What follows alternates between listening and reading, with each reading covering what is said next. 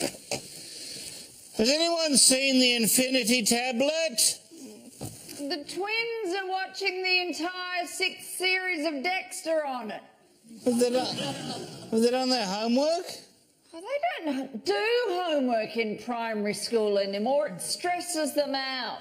I want to read the online news. Your iPhone's going off. Probably another meme from your sister.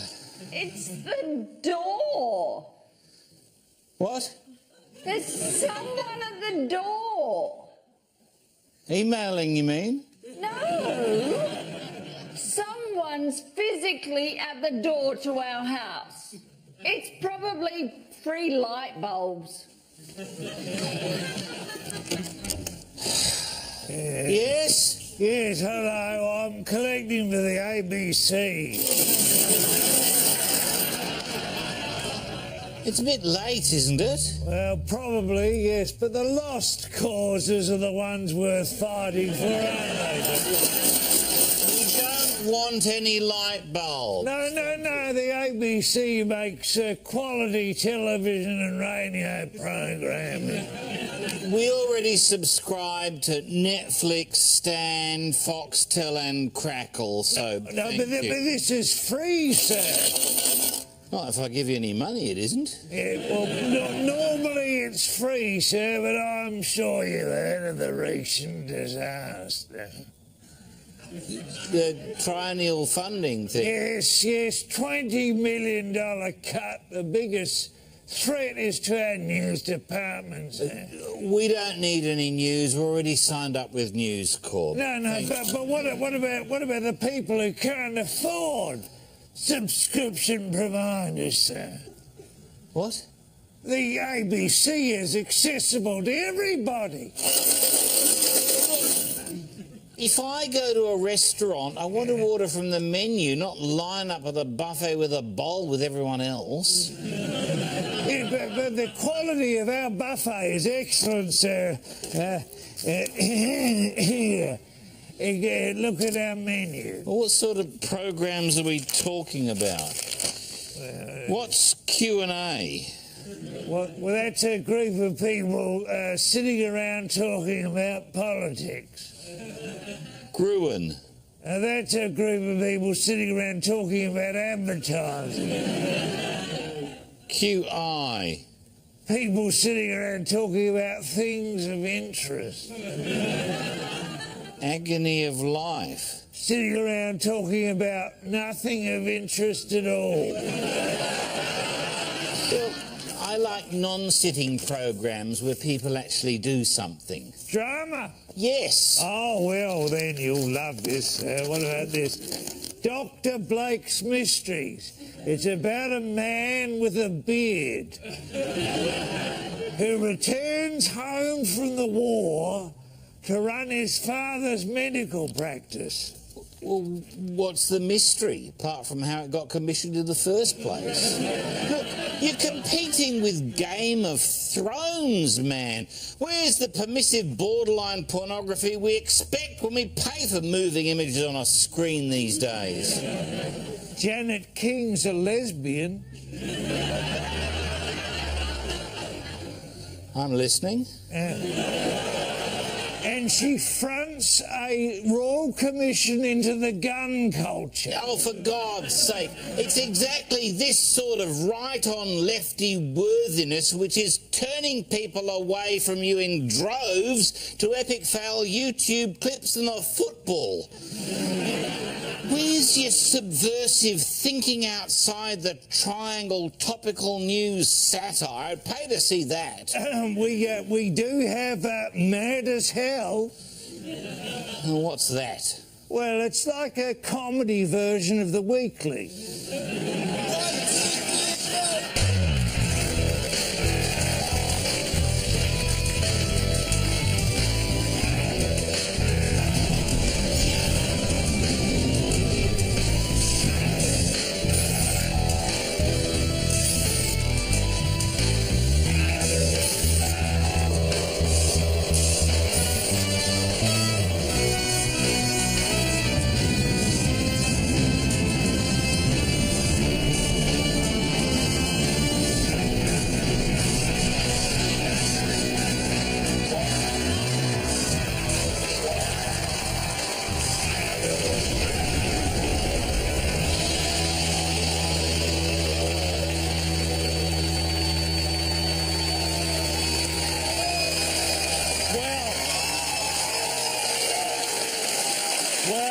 It's well and truly started, hasn't it? The tribulation is at hand, for it is foretold in the prophecy that when the Daily Telegraph lieth down with the shadow minister for transport and the earth gives up its dead, there will be a battle between good and evil at the Windsor RSL in Western Sydney, and lo, there will be a great time of dullness across the land for 45 days and nights until the great decisioning. Incidentally, how many people here watch the debate on Sky News? Everybody, great. Now, unfortunately, I couldn't be there because I had a thing, but we do have someone in our audience who was. Can you make yourself known? Here I am, Shaun, over here with the beautiful wife of Adney. And what was the atmosphere there like at the Windsor RSL on Friday? Couldn't tell you, Shaun. We were out the back playing the pokies. Couldn't hear over the bloody music. What a pity. If Adney won $12 in half-price drinks vouchers. Excellent. Anyway, according to all reliable accounts and even unreliable accounts like 9news.com, Bill Shorten won. And I think I know why. He's been in training in the lead up to the debate, talking at town halls all over the country to make sure that his message is short, sharp and to the point. It's great for Chloe and I to be here at my 22nd town hall meeting. See? He got an entire town hall meeting down to 20 seconds. Perfect for our lack of attention span when we're watching the news, particularly on Sky. Though it does beg the question, how does Bill fit the Labor Party's 100 policies into 20 seconds? Obviously he has to pad them out a bit. But I think the real reason that Bill did so well is that he's a man of the people. He uses, to employ the vernacular of the Vox Populi, plain speaking.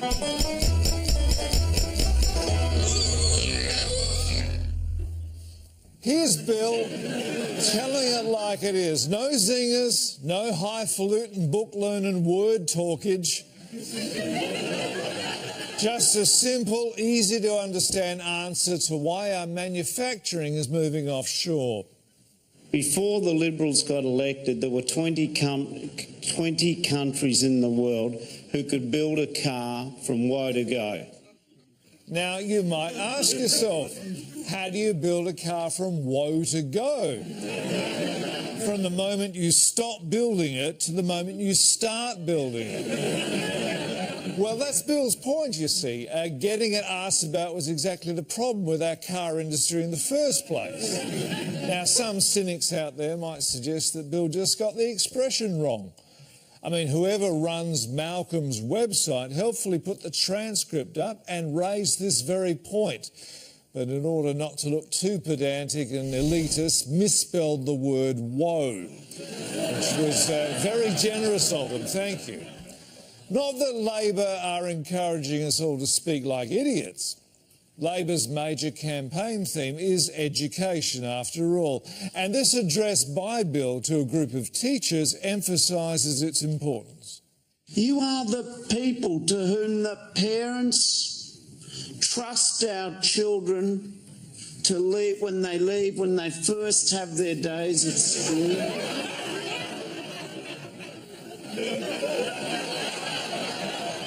I believe he was kept back after that for some remedial study, which makes him very relatable. And this has been the case with Bill from day one. He was out there at the beginning of the campaign being very egalitarian. While Malcolm went to Yarralumla and hobnobbed it with Sir Peter, Bill went to the pub for a beer. And this plays well with the public, doesn't it? Extraordinarily average voter, Spore Clut. Oh, yeah, good, thanks, Shaun. And what does the imagery of Bill at the pub say to you? He drinks beer, I drink beer. He's like me. I like me. I like him. I'll vote for him. Well, you can't argue with those focus groups. Still, because of Bill coming across like an everyman, a lot of people say he's a bit dull on this campaign. I'm not so sure. Will this country be a country that ensures that the fair go is for everyone, or that the fair go is just limited to the fortunate few? What do you think?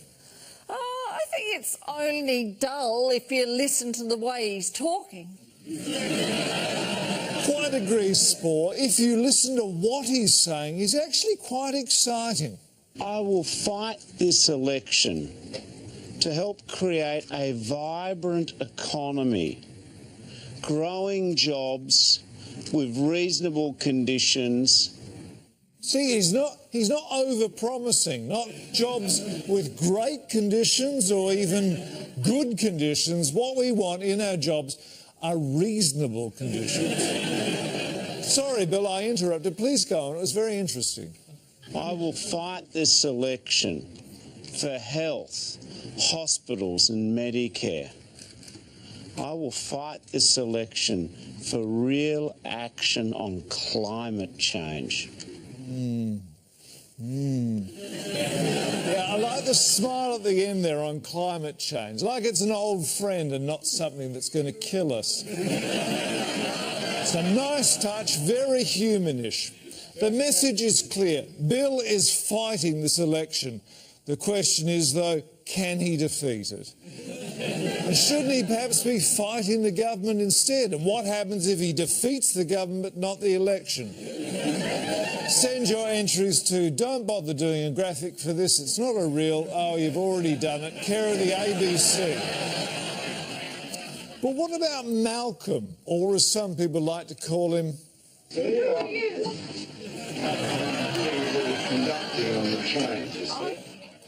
are you? It's a very existential question, isn't it? Others like Peter Credlin here see him not so much as Mr. Who Are You as Mr. Harborside Mansion. Peter Credlin, as you might remember, though, is very good friends with Mr. No Fixed Abode. But Malcolm's had a tough week. He's had to deal not only with how he's perceived, but also all this business about whether his name in the Panama Papers means anything, whether the government's proposed superannuation changes are retrospective, and Labor's claim that productivity immediately lifts by 2.8% when you boost education funding, and the Libs' counterclaim that it'd take place in 80 years' time. Campaign spokesperson and Finance Minister Matthias Cormann has dealt with most of these for Malcolm, and on the last one, he got for him very, very riled up. In fact, I've never seen him so angry. Bill Shorten either doesn't understand how the economy works, he doesn't know how to read economic analysis, or he deliberately set out to mislead the Australian people.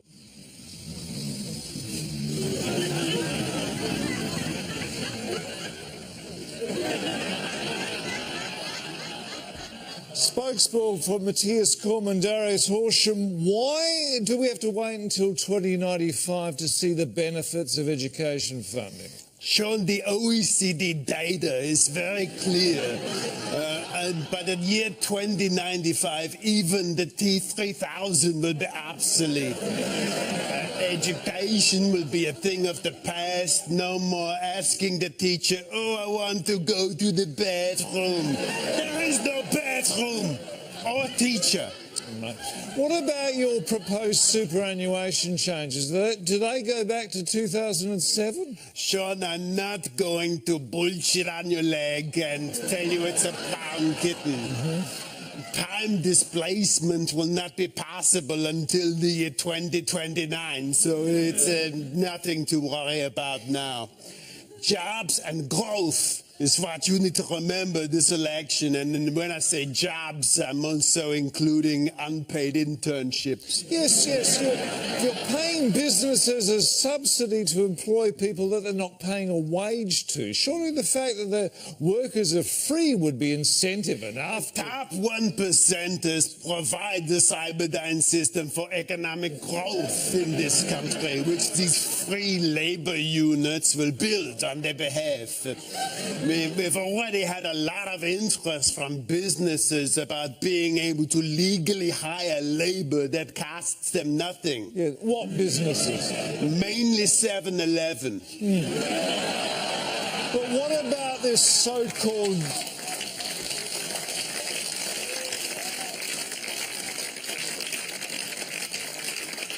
Yeah. Well, what about the so-called Google tax for those mentioned in the Panama Papers who aren't Malcolm Turnbull?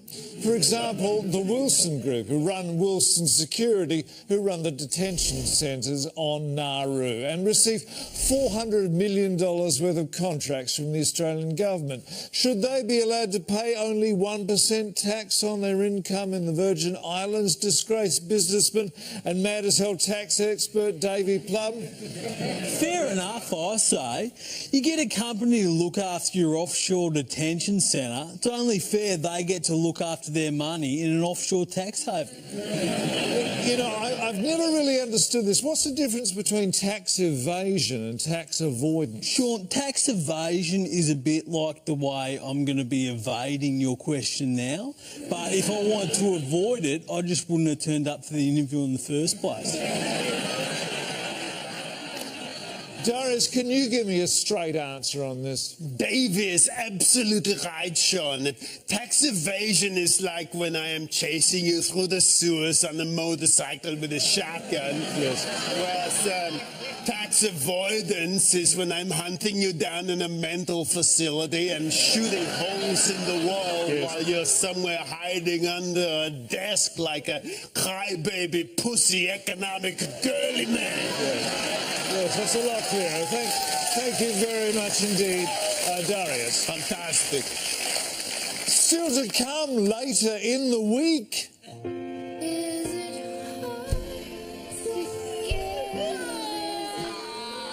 The federal government has a mandate to investigate things the police are already doing. We want you to run the revised Australian Building and Construction Commission. Loved. One woman. My mother was crushed by an RSJ on a corrupt building site, and I still bear the scars for all to see. So don't you talk to me about exposition.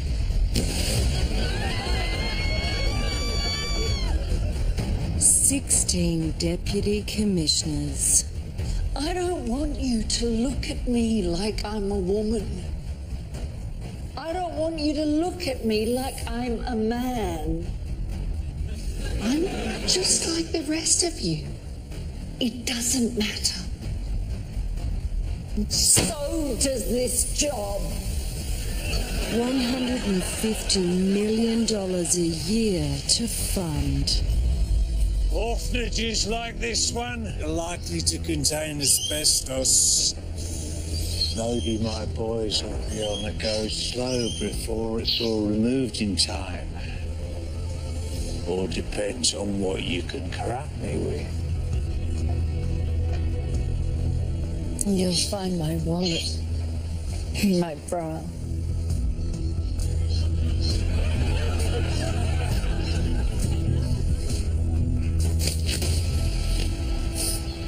She's wearing a goddamn wire. Ringo! I'll ring the ombudsman. Subpoena them, boys. There'll be plenty of time to go slow while they're giving evidence at the commission. The ombudsman got the problem with nuns. Enid Swing. Coming soon. Welcome back. We've been examining some very hot-button election issues this show, but let's try now to push the seized lever of offshore processing, which is currently receiving a lot of bipartisan this. during the campaign. Labor's inertia monitor, Cluck Flatworst, how do you reconcile the party line with the fact that, what is it now, 16 members of your party disagree with it? Well, Shaun, of course we disagree with offshore processing, but we don't want people risking their lives to get to this country, which is exactly what will happen if we say we're going to treat them humanely if they manage it. So we pretend we'll be inhumane to them if they try and come here for their own safety. Obviously, if we get voted in, we'll be a lot less inhumane to them than the present government. All right. And you'll close Nauru and Manus Island? Well, it's a bit hard to answer that genuinely, Shaun, because of the message we might send. Well, MasterChef's probably running over, so no one's watching. They might be watching on iView later, so I'm afraid I'm going to have to go with the no on the question of closing down the centres. We remain firmly committed to offshore processing. Spokes being for the Immigration Minister Peter Dutton Merglin, you differ from Labor in that you actually believe in your policy, don't you? Oh, kind of, Shaun. Obviously, Manus Island is illegal and we'll have to close that after the election, and Nauru has problems we haven't even thought about solving yet. But until then, it's not so much pretending that we care about the safety of these people as it is about pretending that these people might pose a threat to national security. It's a far more effective campaign ploy. All right, so despite all the posturing, you'll eventually treat the refugees humanely as well.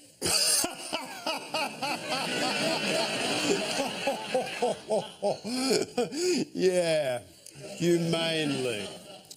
Thank you, Merglin.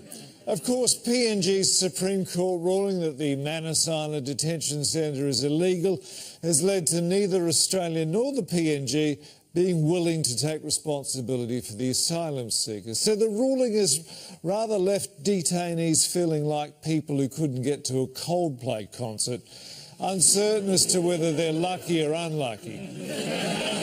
But Sebastian Munge from the Institute of Unchartered Accountants, you've come up with a potential solution.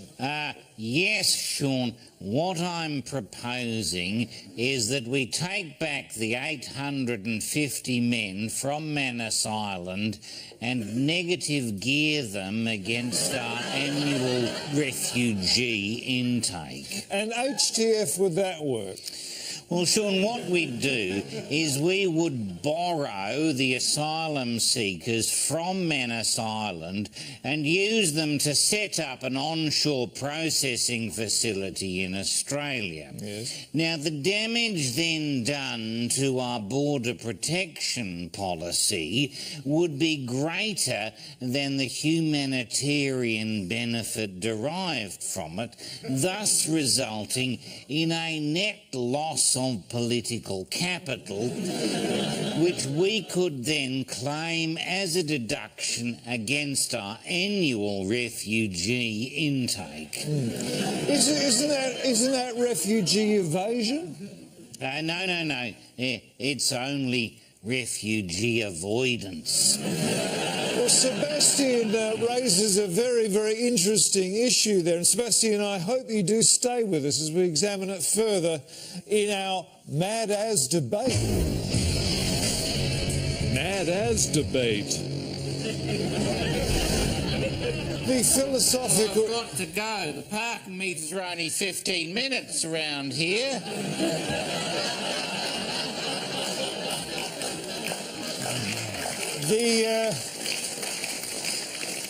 The philosophical tug-of-war between wealth and creation and access to luxuries like a roof over your head might prove to be the making point of this election.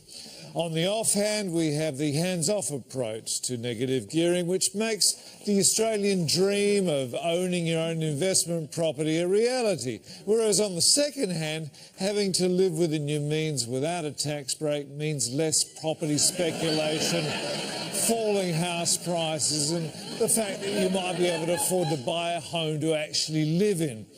Fabiana Bastian, you're a Liberal voter and live in a rented flat but service a loan on an investment property by negative gearing. Yeah, I don't understand it either, Shaun. All I know is that my 8-month-old daughter is a landlord, and if I couldn't afford to write off my losses through negative gearing, I wouldn't be able to lease the property I live in. Yes, but rent would be lower if house prices were lower, which is what will happen if they get rid of negative gearing.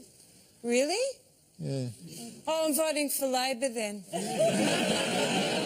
Yes, it's an interesting point, isn't it, Casper Jonquill? Never mind that. Why doesn't someone do something about my self-funded super? My investments in that BHP tailings dam in Brazil have gone through the floor. My whole portfolio is like a Hollywood Botox clinic. Every day there's a new bottom. Yes, and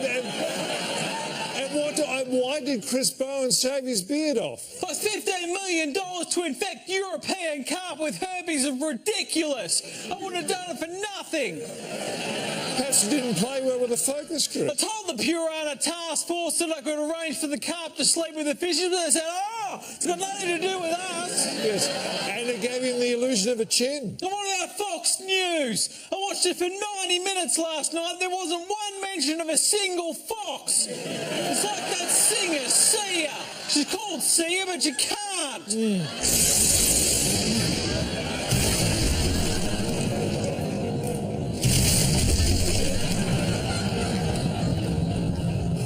Well, unfortunately, we appear to have lost contact with Casper there. Still to come, right now, news from countries that aren't Australia. News from countries that aren't Australia. Brought to you by the Colour Me Canberra colouring book. The perfect way to unwind and melt away the stress while creating something wonderful. Available at the ABC shop online. Well, the world's oldest person, Susanna Mouche-Jones, has died at the age of 116 in New York City, which means...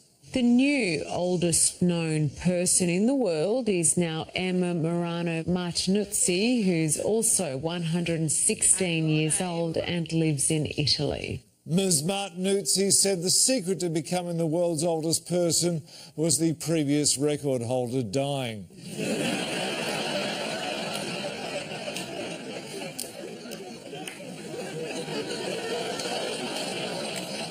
To the South Pole now, and a win this week in the international war on drugs, with the CSIRO announcing plans to close its ice lab in Antarctica.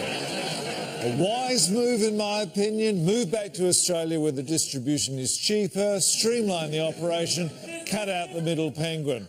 And before you judge the CSIRO for selling crystal meth, ask yourself, what would you do if you faced the funding cuts that they've had to? Anyway, it's not as if they haven't trafficked in illicit soul-destroying substances before, as anyone who's eaten a bowl of barley max will tell you. Revelations of Australian involvement in the Unioil scandal have rocked the federal government, primarily because no unionists appear to have been implicated. Overseas authorities have also heavily criticised ASIC and the Australian Federal Police for their failure to effectively fight foreign bribery. Commissioner Payne from the AFP, since the year 2000 you've launched approximately 36 of these sorts of investigations and 34 of them have led to no prosecutions. WTF. Well, the reason for that, Shaun, is of course our no pursuit policy.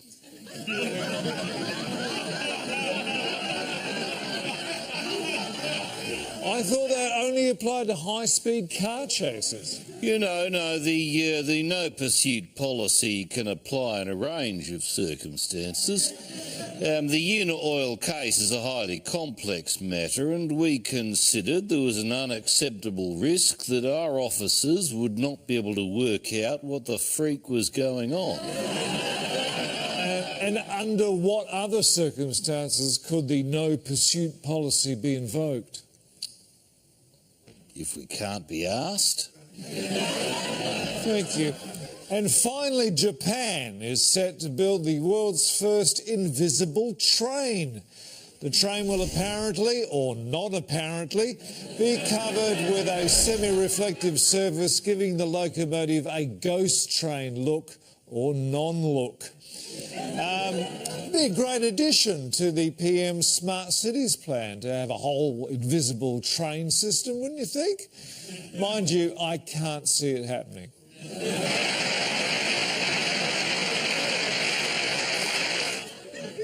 Still to come. Boat to be used to transport 5 Australians to Indonesia to join Islamic State to be returned to Melbourne under federal government's towback policy. Bill Shorten's Labor bus in editing metaphor for election hopes.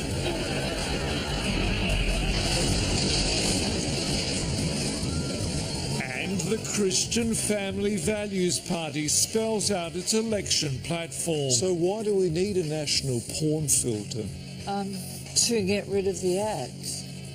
I just want pure hardcore porn.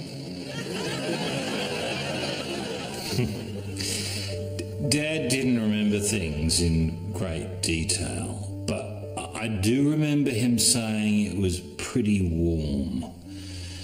About 170 degrees Celsius, I think, for 40 minutes, and then cool. The Making of an Anzac, Sunday 3:30.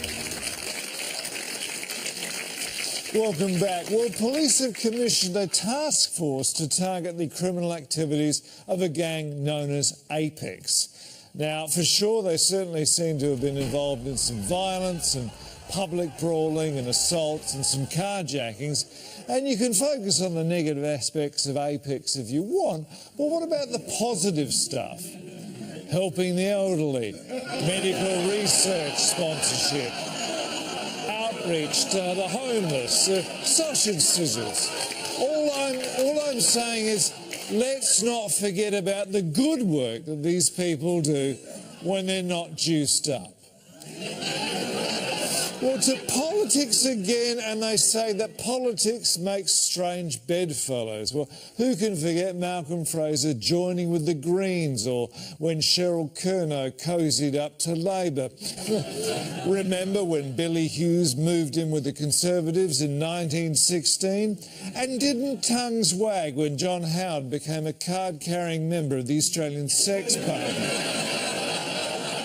Anyway, the Greens are looking around for a coalition partner and have set their cap for Labor, who are typically playing hard to get. Tell them they're dreaming. But the Greens, who you'd think would know the meaning of the word no, still have a sort of bunny boiling hope. Sometimes dreams come true.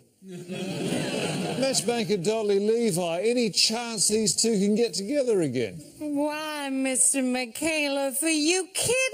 Labor and the Greens were made for each other, and they know it. Didn't you see Bill Shorten's vacant expression when he was speaking? Well, he always looks like that. Oh, he's proud is all. The Greens went off with the Liberals, and he's hurt. Who wouldn't be? It's human nature. You got a little bit of schmutz there. Oh, I see. If your ex-fiancé went and voted with some guy to shelve the ABCC and then push Senate voting reform through, wouldn't you be a little put out? Put out? Oh, Dolly, you're so incorrigible. Oh, God. No.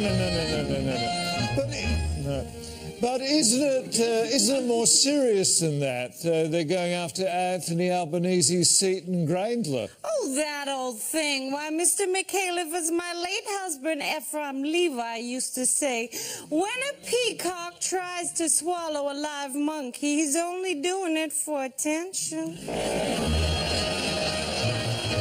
No, please, no. But there's talk of a preference still with the Libs, isn't there? Oh, Mr. Micallefs, if you filled that pretty little head of yours with the nonsense people say, you'd have no room for your own thoughts, now would you? So the Greens slept with the Libs a few times. They've come back more experienced. What are Labour afraid of apart from a dose of something a few shots of penicillin can't take care of anyway? You think the relationship between the Nats and the Libs is a bed of nails? Let me tell you, when that nice Mr. What's-his-name was in China promising them everything except for the Kidman Ranch, and that deranged lunatic Barnaby Joyce was in charge of the country, you think there wasn't a little tension? Trust me, if it means winning power, Labour and the Greens will be at it like coked-up weasels before you can say political expediency. No, please, don't. Goodbye, Dolly. Coming up a bit later on from the Favelodrome in Rio, Maggie Bathysphere and team with the latest sports being trialled for the Games. Bareback skeet shooting, involuntary diving, capsicum spray dodging, witch hat hurling, the burning of infected uniforms, and of course the 100-metre dysentery. Speaking of Rio, have a look at this. It's appalling, isn't it? The quality of the effigy, I mean. Looks nothing like ex-President Dilma Rousseff. On the other hand, look at this one of hopefully non-President Donald Trump.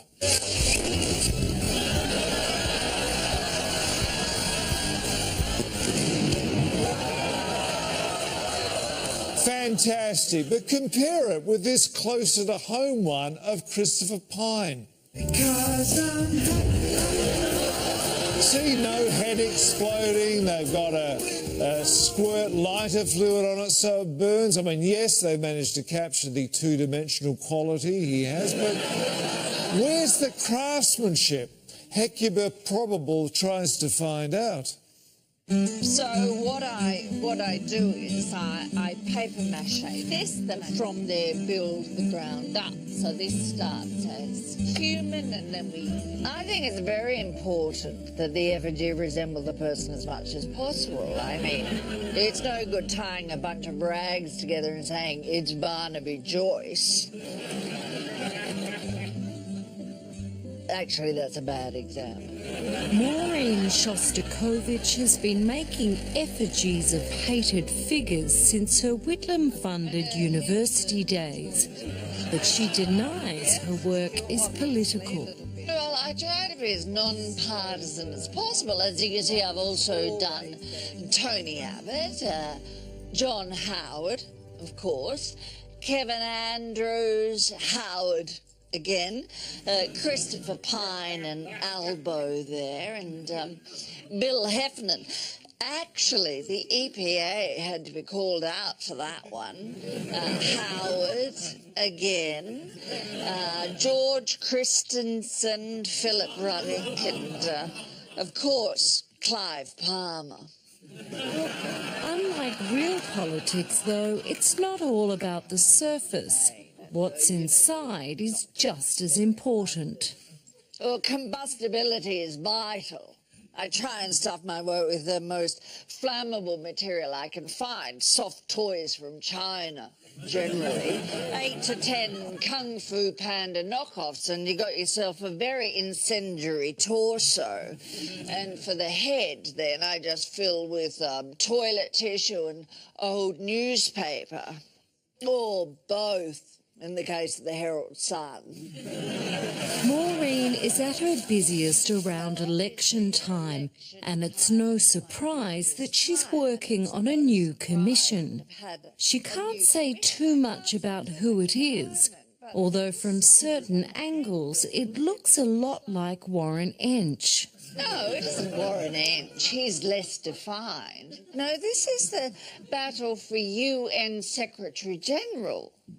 I ask her if it's going to be Helen Clark. She tells me off the record that it is and that Kevin Rudd is paying for it. He and Therese are going to take it to New York and light it up on the Dar Hammerstog Plaza if the former New Zealand PM wins. Have you ever done Kevin Rudd? I did, yes. It was when he was PM and he backed down on climate change, though he's so vain. He came in and sat for it himself. Actually, it turned out well. In fact, so well that on the day the organisers have set fire to Kevin himself. Oh, there are a few red faces, let me tell you. Mostly Kevin's. And that was mostly due to the flames, but no serious damage. Because as we know, Kevin is quite a serious retardant. Well, not coming up because Eddie Perfect's on in a minute. Thermomix users advised to only use the explode setting when absolutely necessary. Former politician Peter Garrett's solo single, not the first time a former federal minister has transitioned into the world of music.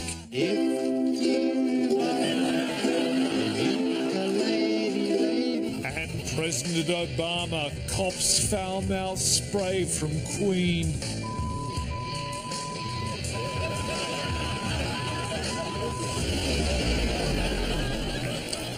Finally, a national study into childhood health suggests 30,000 Australian children may now be severely obese. It's disturbing news for those children and their families, but obviously fantastic news for the producers of The Biggest Loser, who, by the way, I would like to defend against the politically correct brigade, who say they are humiliating overweight people for our entertainment, because if you've ever sat down and actually watched the programme, you know that it's clearly not entertainment. Goodbye. Die, baby.